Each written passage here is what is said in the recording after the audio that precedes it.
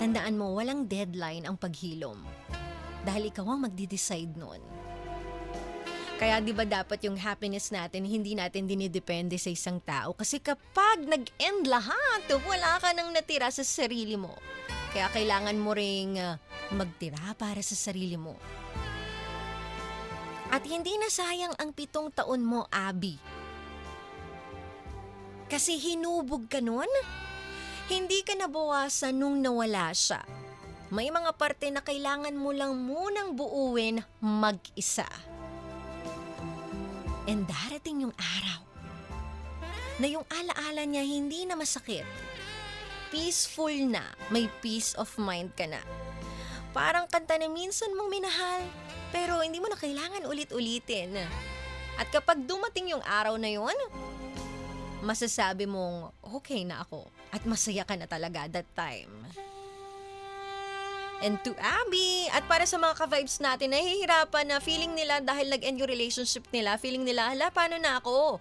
Mag-grow pa ba ako, DJ Main? Of course! Kahit wala yung taong yun. Kasi isipin mo, bago naman siya dumating sa buhay mo, nabuhay ka ni. Dagdag lang siya dun sa istorya mo, pero natapos na yung character niya. You need to move on.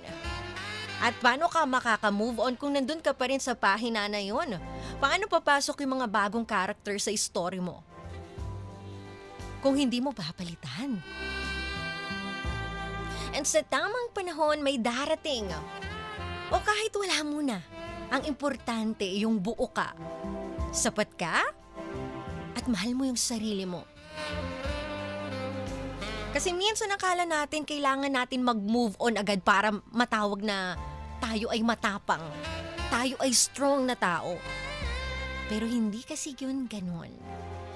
Hindi mo siya minamadali. Ang puso hindi naman yan nauutusan agad-agad. May mga gabi talagang mamimiss mo siya, yung taong yun. And hayaan mong ma-feel yun. Hayaan mong maramdaman yun. Hayaan mong isang araw, ubos ka na, wala ka nang maramdaman. At kung may mga araw na okay ka tapos biglang maalala mo yung mga past ninyo, normal pa rin yun. Kasi part yun ng healing. Sabi nga, healing is not straight. Paikot-ikot yan, pabalik-balik yan.